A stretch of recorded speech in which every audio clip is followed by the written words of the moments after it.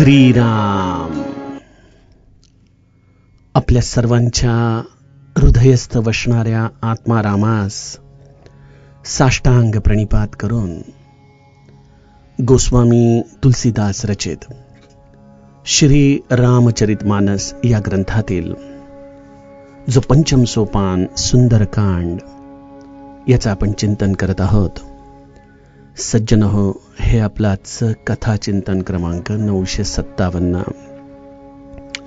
प्रभू रामचंद्र आणि विभीषणाच्या संवादाला राज्याभिषेकाच्या आधाराने आपण समापन करून काल 50व्या दोह्यामध्ये प्रवेश करत होतो.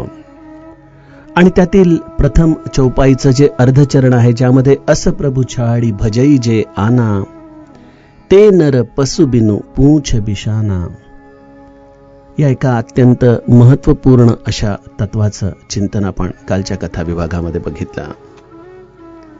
प्रभू रामचंद्र हेच समस्त जीवांचं आराध्य आहे. कदाचित त्याची नावं ही वेगवेगळी असू शकतील. आपापल्या निष्ठेनुसार, आपापल्या प्रचितीनुसार प्रत्येक जण त्या आत्मारामाला वेगळ्या ईश्वरीय संज्ञेच्या आधाराने संबोधित करू शकतील. परंतु जसं आपण म्हणतो ना की आकाशात पतितम तोयम यथा गच्छति सागरम, त्या पद्धतीने सज्जनो तुम्ही कुठल्याही नावाने हाक मारा, ते प्रत्येक नाव, ती प्रत्येक उभाती ही प्रभू रामचंद्रांपर्यंतच जाते. नाम रूप दुई ईस उपाधी, या ब्रह्मस्वरूपावरती या नाम आणि रूपाच्या असलेल्या या उपाधी, आणि त्यामुळे कुठल्याही उपाधीच्या आधाराने श्रद्धेने भगवंताला जर आपण शरण गेलो तरच आमच्या जीवनामध्ये एक विलक्षण अशा क्रांतीची अनुभूती आम्ही घेऊ शकतो. अशा दृष्टीने आपण कालचं चिंतन बघितलं. आज आपण चौपायांचं गायन करणार नसल्यामुळे आपण थेट कथा विभागामध्ये प्रवेश करणार आहोत. गोस्वामीजी म्हणतात की निज जन जानी ताही अपनावा, प्रभु सुभाव कपी कुल मन भावा. विभीषण जो रावणाचा भाऊ होता, म्हटलं तर शत्रूच्या गोटातून आलेला, राक्षसी कुळात जन्माला आलेला, परंतु अशा विभीषणावरती प्रभू रामचंद्रांनी परम कृपा केली आणि त्याला आपलं म्हटलं. निज जन जानी.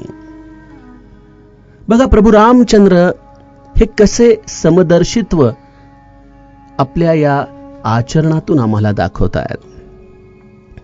जे प्रभू रामचंद्रांनी त्रेतायुगामध्ये केलं त्याच पद्धतीने या कलियुगामध्ये आम्हाला भगवंताच्या नाम अवताराने देखील ही संधी निर्माण करून दिलेली आहे. प्रभू रामचंद्रांचं नाम आणि प्रभू रामचंद्रांची ही लीला कथा, या दोघांमध्येही अंतर नाही सज्जनो.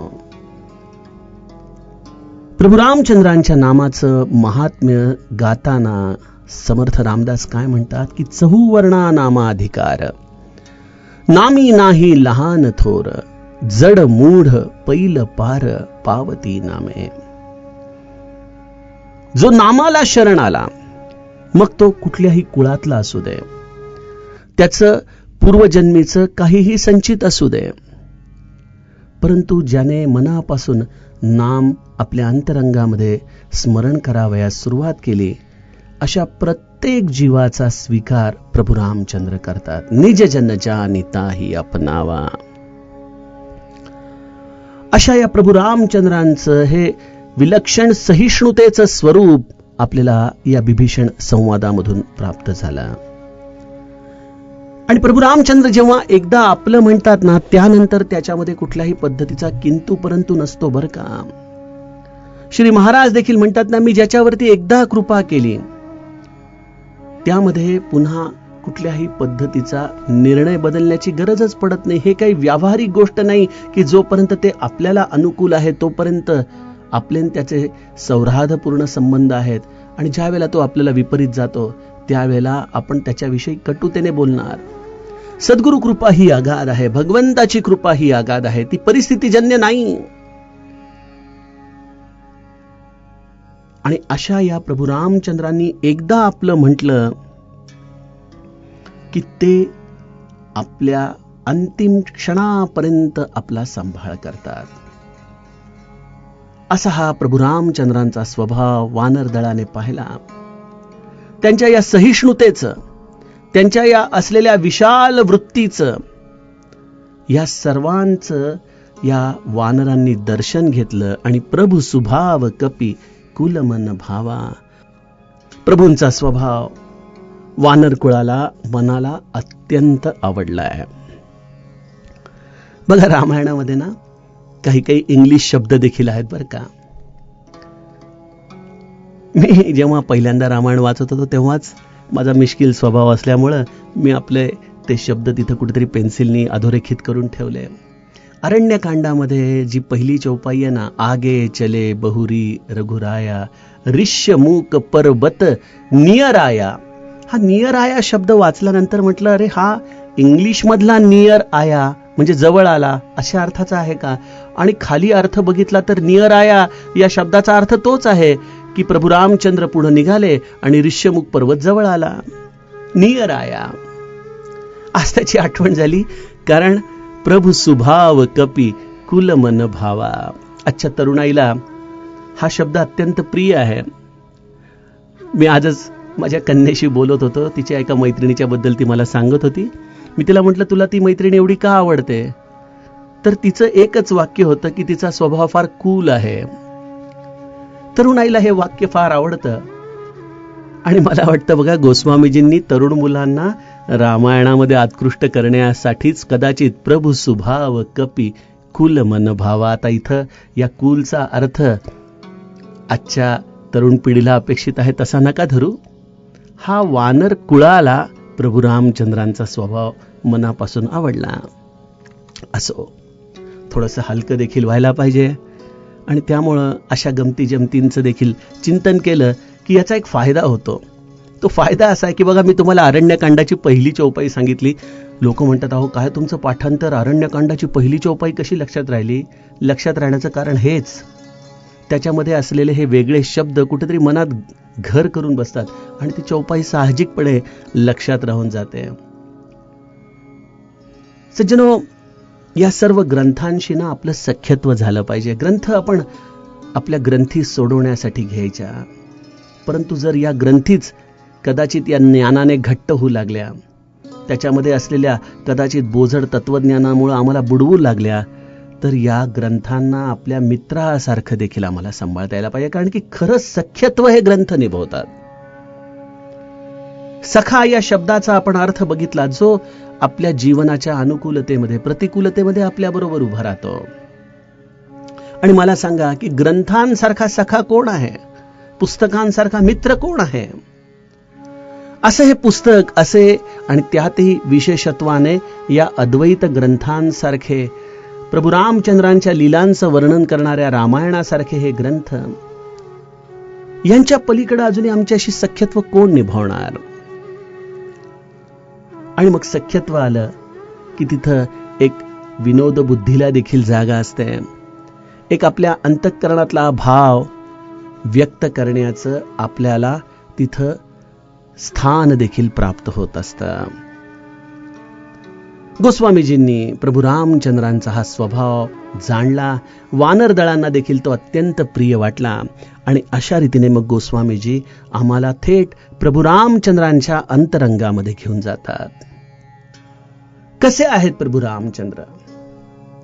ज्या गोस्वामीजींनी या प्रभू रामचंद्रांचं सगुण चरित्र गायलं, ज्या गोस्वामीजींना या प्रभू रामचंद्रांच्या लीला नाट्याचं हे सुंदर काव्य रचण्याचं सद्भाग्य प्राप्त झालं,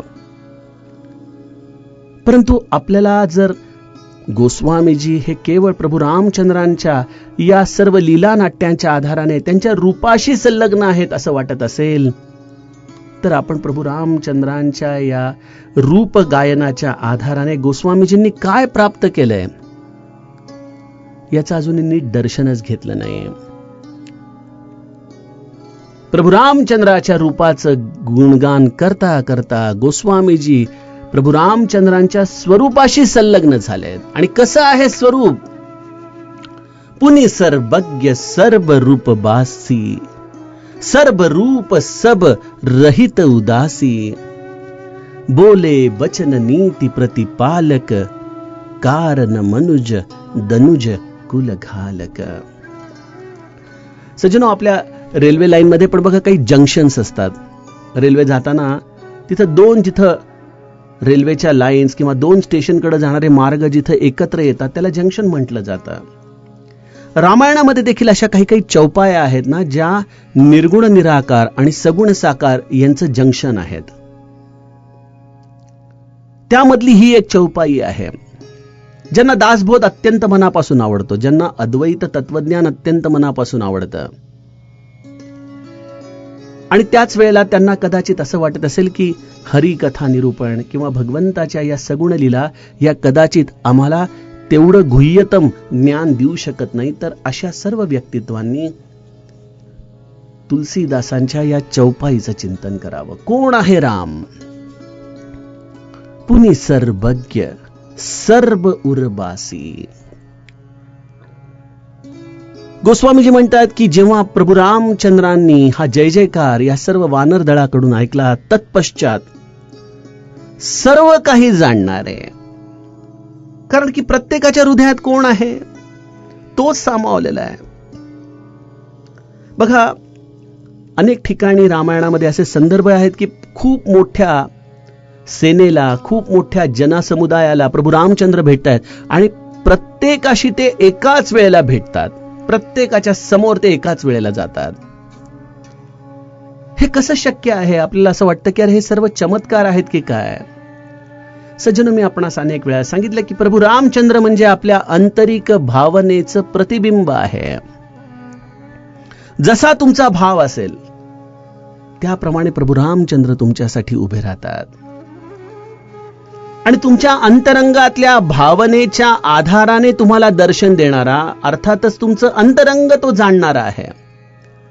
असं या विश्वामध्ये कोण आहे? एखाद्या छोट्याशा चिलटाच्या देखील अंतरंगामध्ये काय चाललंय याची जाणीव त्या प्रभू रामचंद्रांना आहे.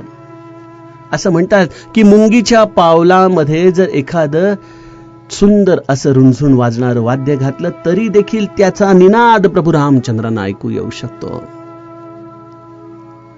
आपल्या अंतरंगाच्या प्रत्येक स्थितीशी एकरूप असणारे, स्वसंवेद्य असे प्रभू रामचंद्र, पुनि सर्वज्ञ, सर्व काही जाणणारे ते आहेत.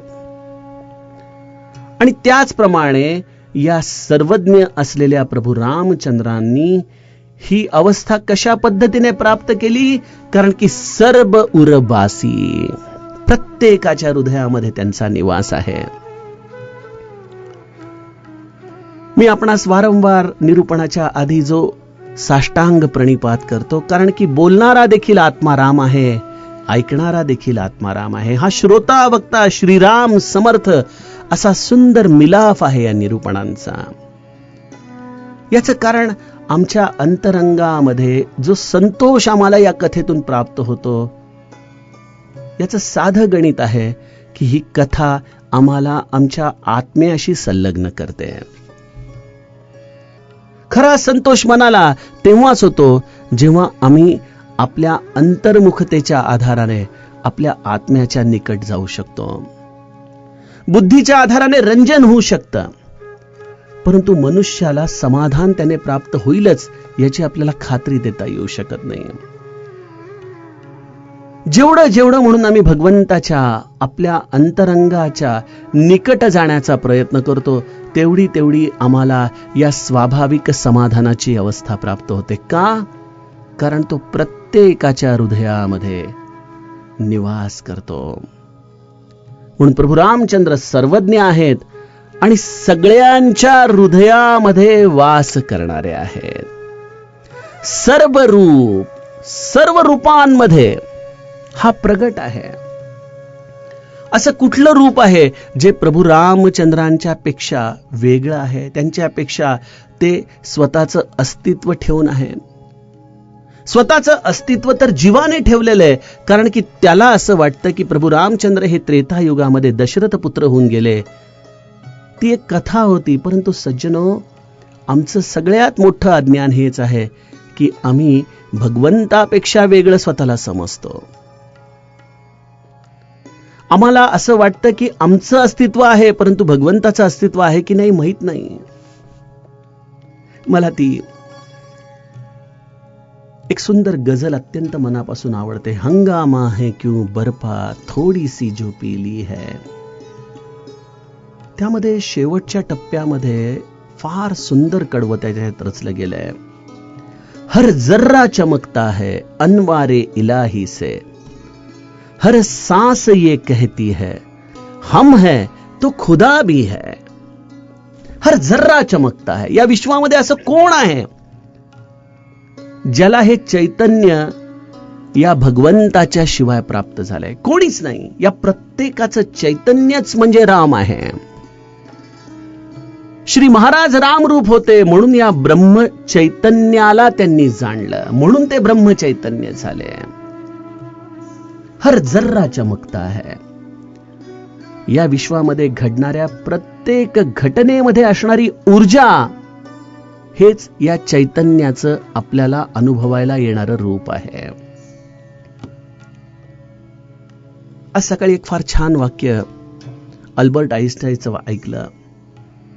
अल्बर्ट आइन्स्टाईन एका आपल्या पुस्तकामध्ये म्हणतो की म्हटलं तर प्रत्येक गोष्ट या जगात घडणारी चमत्कार आहे, आणि दुसऱ्या दृष्टीने विचार केला तर या जगामध्ये चमत्कार नावाची गोष्टच नाही, कारण की प्रत्येक गोष्टीला तर्क आहे. आता तुम्ही यापैकी कुठल्या अँगलने, कुठल्या दृष्टिकोनातून या जगाकडे बघता त्यावरती भगवंताचं अस्तित्व तुम्हाला मान्य करावं लागतं. आपण जर भगवंताच्या अस्तित्व भावनेने या विश्वात बघितलं तर आपल्याला वाटतं अरे ही हवा वाहते कशी, हा ऑक्सिजन आमच्या फुफ्फुसांमध्ये जातो कसा, हे रक्ताभिसरण होतं कसं, आम्ही जिवंत कसे राहतो, आम्हाला जिवंत ठेवण्यासाठी लागणारं या पृथ्वीचं हे धनधान्य, हे वैभव, एवढी प्रचंड लोकसंख्या वाढते तरी देखील प्रत्येकाच्या तोंडामध्ये 2 घास जात आहेत. हे पक्षी आकाशामध्ये सुंदर उडतायत, बरोबर पावसाळ्याचे दिवस आले की मेघ दाटू लागतायत. हे जल या पृथ्वीवरती प्रत्येकाची तृष्णा तृप्त करतंय. अरे प्रत्येक क्षणाक्षणाला घडणारी ही घटना जर आपण अस्तित्व बुद्धीने पाहिली तर आपल्याला वाटतं की अरे हे सर्व काही या भगवंताचंच वैश्विक रूप आहे.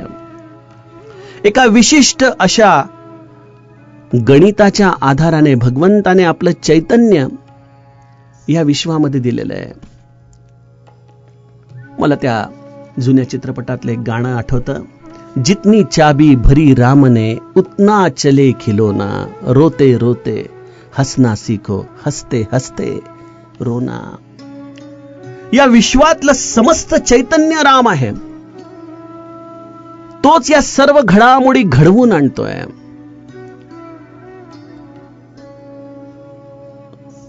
अनेक लोकांचे बुद्धीचे तर्क इथं थांबत नाहीत. मग जर रामच हे सगळं करतोय तर मग ही कोरोना नावाची विपत्ती देखील रामानेच आणली का हो? त्याला हे कसं सहन होतं? अशा विपत्तीच्या आधाराने या विश्वामध्ये या सर्व घडामोडींना पाहणं. बघा सज्जनो, रामराया हे चैतन्य आहे. या चैतन्याच्या अखत्यारीमध्ये त्याने 3 मॅनेजर नेमलेले आहेत, ब्रह्मा, विष्णू आणि महेश. ब्रह्मदेव या सृष्टीचं निर्माण करतो, विष्णू या सृष्टीचं सृजन करतो आणि महादेव या सृष्टीचा संहार करतो. या सर्व गोष्टी या रामाच्या साक्षी भावाने, त्याच्या चैतन्याने चालतात. या सृष्टीमध्ये देखील संहार करणं हे अत्यावश्यक आहे, विसर्जन करणं देखील अत्यावश्यक आहे. आणि जेव्हा जेव्हा मनुष्याला आपल्या बुद्धीचा अभिमान होतो, जेव्हा जेव्हा त्याला भगवंताच्या अस्तित्वापेक्षा स्वतःमध्ये असलेला पैशाचं सामर्थ्य, आपल्या बळाचं सामर्थ्य हे अधिक मोठं वाटू लागतं, अशा वेळेला या महेश रूपी असलेल्या मॅनेजरला थोडीशी चुणूक या विश्वाला दाखवावी लागते. बघा, गेल्या 100 वर्षामध्ये आम्ही एका अत्यंत शांतमय जीवनापासून कुठपर्यंत आलो. पहिल्या महायुद्धाची भडका या जगामध्ये उडाला. मनुष्याच्या आशा आकांक्षा पल्लवित झाल्या. विमानाचा जमाना सुरू झाला. त्यामधून आणखीन औद्योगिक क्रांती झाली. न्यूक्लिअर बॉम्ब्स आले. या न्यूक्लिअर बॉम्बच्या मागे समस्त जग वेडपिसं झालं. प्रत्येक जण या न्यूक्लिअर बॉम्बना आपल्या कह्यात घेऊ लागला. पाहता पाहता या सृष्टीमध्ये एवढं अण्वस्त्र या प्रत्येक देशाने तयार केली की जर या सगळ्यांनी या अण्वस्त्रांचा एकत्रित स्फोट केला तर या पृथ्वीची अनंत शकलं होऊ शकतील. एवढी प्रचंड विध्वंसक ताकद मनुष्याने स्वतःकडे तयार केली. आणि त्याला असं वाटलं की कोण भगवंत, मी त्याच्यापेक्षा देखील मोठा आहे. आणि मग अशा वेळेला अण्वस्त्रांच्या स्पर्धेमध्ये निघालेले हे देश आणि त्याचबरोबर एक अत्यंत मटेरियलिस्टिक लाईफ जगणारा मनुष्य, ज्याला असं वाटायचं की पैसा फेकला की सगळं काही मिळतं.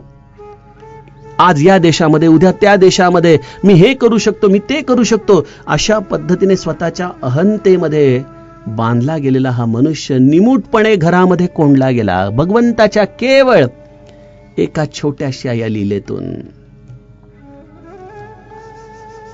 सजून, या सृष्टीला नियमन करण्यासाठी भगवंताला अशा आपदा देखील आणायला लागतात. किंबहुना या संकटांना आणणं, या संकटांमधून तारणं, या संकटांमधून आपल्याला जीवन जगण्याचा योग्य बोध देणं, हे सर्व काही हा भगवंत करत असतो. ही त्याच्या चैतन्यमय शक्तीचीच प्रचिती आहे. आणि त्यामुळे हर जर्रा चमकता है अनवारे इलाही से, हर सांस ये कहती है हम है तो खुदा भी है. माझं अस्तित्व आहे याचाच अर्थ भगवंताचं अस्तित्व आहे. अन्यथा माझ्या अस्तित्वाला भगवंताशिवाय चैतन्य रूप येणार तरी कसं. खरोखर अत्यंत शरणागतीचा हा भाव आहे. त्यामुळे सर्व रूपामध्ये, या सर्व सृष्टीतल्या घटनाक्रमांमध्ये त्याचंच चैतन्य काम करतं. मग मनामध्ये विचार येतो की अरे भगवंता, तू आम्हा जीवांना बनवलंस, आम्हाला या तुझ्या लीला नाट्यामध्ये भाग घ्यायला लावलास, त्यामध्ये आम्हाला अनेक प्रकाराने तू नाचवलंस. आणि हे नाचवत असताना आम्हाला अनेक संकटांना देखील सामोरं जावं लागलं. कालच आमच्या चिंचवडच्या आरती मंडळामध्ये आमचा एक अत्यंत जवळचा आमचा सखा मुकुंद शुक्रे, त्याची कन्या अगदी वयाच्या 30-35 मध्ये कोरोनाने त्याला सोडून गेली. आणि नियती पण किती क्रूर असावी की ती मुलगी 8 महिन्याची गरोदर होती. कोरोनामुळे जेव्हा व्हेंटिलेटरवरती आपले शेवटचे श्वास मोजू लागले, त्यावेळेला शेवटी डॉक्टरांनी नाईलाजास्त सिझरिंग करून त्या बाळाला तरी बाहेर काढलं, त्याला जन्म दिला. परंतु ती आईनं आपल्या लेकराचं तोंड पाहू शकली. लहानपणापासून आम्ही या मुलींना आमच्या मंडळामध्ये पाहिलं. आणि जेव्हा या अशा सगळ्या गोष्टी घडतात तेव्हा मनामध्ये स्वाभाविक प्रश्न येणं, मनामध्ये एक शंका येणं गरजेचं वाटतं की अरे भगवंता, तू तर दया सिंधू आहेस ना, मग हे दुःख आम्हाला का, कशासाठी.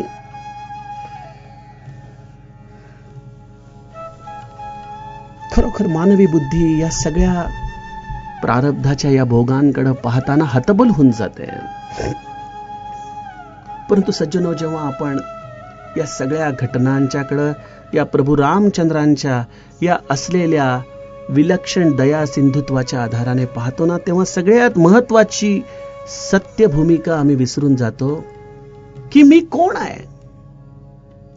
मी स्वतःचं अस्तित्व वेगळं मानतो भगवंतापासून आणि म्हणतो की भगवंता, मला तू दुःख का देतोयस.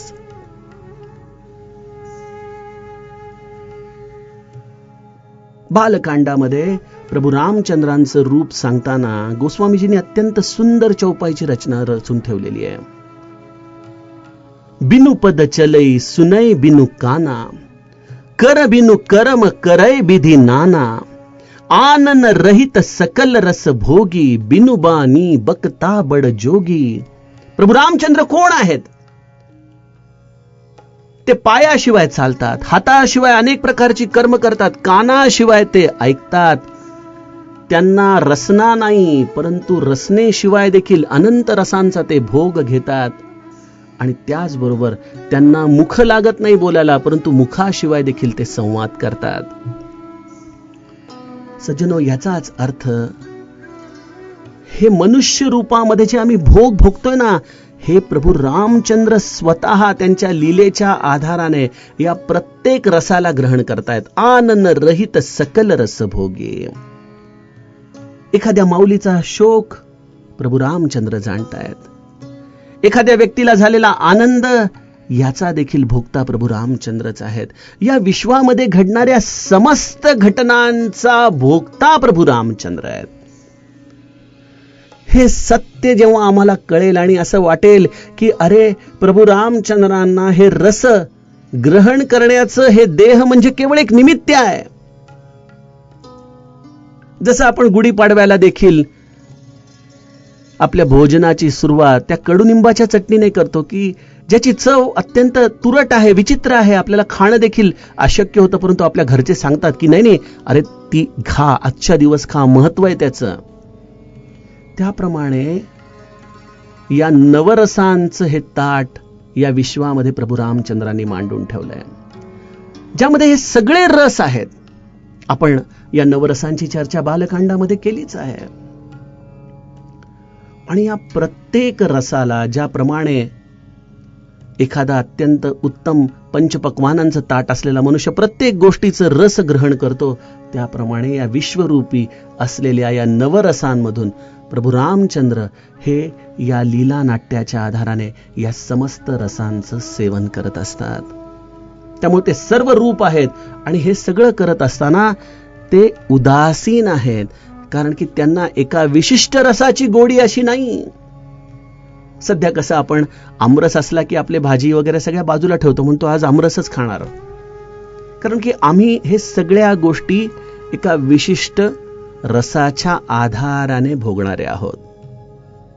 भगवद्गीतेमध्ये देखील भगवंताने त्या पश्चन जिघ्रन तो जो श्लोक आहे तो आता माझ्या डोळ्यासमोर येत नाही, परंतु त्यामध्ये या सगळ्या गोष्टींमध्ये भगवंतच या सगळ्यांचा रस घेतोय. जीव त्या रसांना उपाधी देतो की ह्याला सुख म्हणायचं, ह्याला दुःख म्हणायचं, परंतु भगवंताला या समस्त रसांची गोडी आहे. समदर्शत्वाने तो पाहतो, त्याला दुःख काय, सुख काय.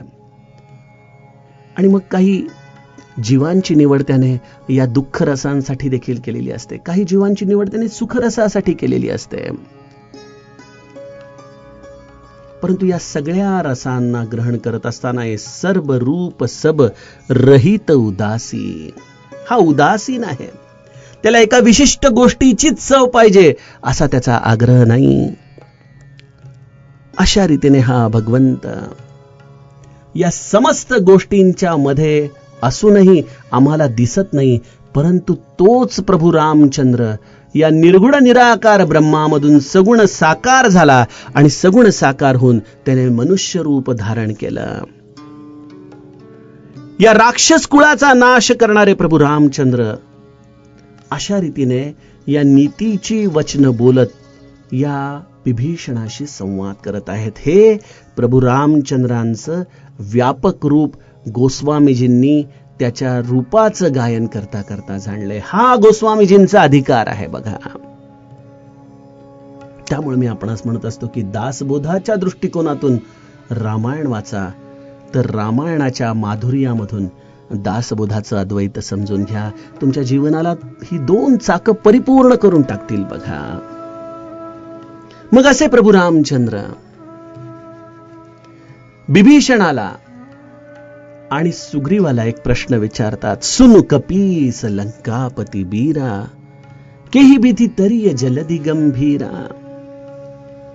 हे वानरराज सुग्रीव, हे लंकापती विभीषण, हा अथांग समुद्र आपण कशा पद्धतीने पार करावा? तुमच्या मनामध्ये काही योजना आहे का? ज्यामध्ये अनेक प्रकारच्या मगरी आहेत, साप आहेत, माशांनी भरलेला हा अथांग असा समुद्र आहे आणि आपण तर एवढं प्रचंड सैन्य आहोत. आपण कशा पद्धतीने या समुद्राला पार करायचं आणि लंकेमध्ये पोहोचायचं? बघा, विभीषणाची या नीतीच्या आचरणाची जी स्तुती प्रभू रामचंद्रांनी केली त्याचं थेट प्रत्यंतर समस्त वानरदळाला, सुग्रीवाला तिथं येऊ लागलं. विभीषणाला प्रश्न विचारताच विभीषण अत्यंत हात जोडून नीतियुक्त वचन सांगत प्रभू रामचंद्रांना म्हणतो की कह लंकेस सुनहु रघुनायक, कोटि सिंधु सो शकतव सायक, जद्यपि तदपि नीति असी गाई, विनय करिय सागर सन जाही. प्रभो, तुमच्या एका बाणाच्या आधाराने केवळ हा समुद्र नाही, शतकोटी समुद्र जरी असतील तरी त्या सगळ्यांचं शोषण करण्याची ताकद आपल्या बाणांमध्ये आहे. परंतु मला असं वाटतं की नीती असं सांगते की आपण या सागराला जाऊन विनय करावा, प्रार्थना करावी, आम्हाला योग्य मार्ग सांग, अशा पद्धतीने आपण त्याला विनंती करावी. याचं कारण असं आहे की प्रभु तुम्हार कुलगुरु जलधी.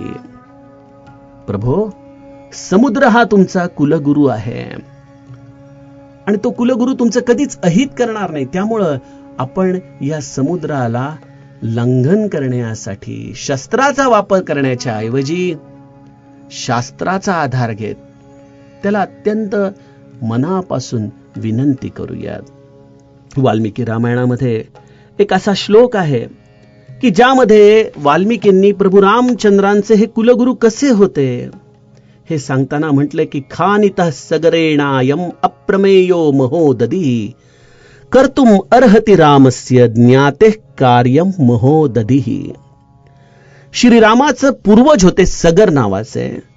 त्या सगरने हा अत्यंत मोठा महासागर खोदून काढला होता आणि त्यामुळं ह्या सागराचं जे निर्माण श्रीरामाच्या या पूर्ववंशजाने केलं होतं त्याला एकच त्यांनी वचन मागितलं की या राघवाचं कार्य करण्यासाठी या परंपरेमध्ये जे भगवंताचं अधिष्ठान येणार आहे त्यामध्ये सागराने त्याला साह्यभूत व्हावं. अशी ही कथा वाल्मिकी रामायणामध्ये आहे आणि त्याचा आधार घेऊन गोस्वामीजी आम्हाला म्हणतात की प्रभु तुम्हार कुलगुरु जलधी कहही उपाय विचारी. तो तुमचा कुलगुरू आहे, तो तुम्हाला अत्यंत योग्य असा सल्ला देईल आणि त्याचा सल्ला प्राप्त झाल्यानंतर बिनु प्रयास सागर तरीही सकल भालू कपी धारी. आणि मग त्याच्या सल्ल्यानुसार आपण जेव्हा काही कृती करू तेव्हा कोणालाही कुठल्याही प्रकारचे कष्ट सहन न करता अत्यंत सहजपणे या समुद्राचं लंघन करून लंकेपर्यंत जाता येईल. सज्जनो, आज आपण या दोह्याचं इथं समापन करूयात. तरी देखील या समुद्राचं चिंतन करत करत उद्याच्या टप्प्यात पुढील चौपायांचं गायन करूयात. जानकी जीवन स्मरण जय जय राम.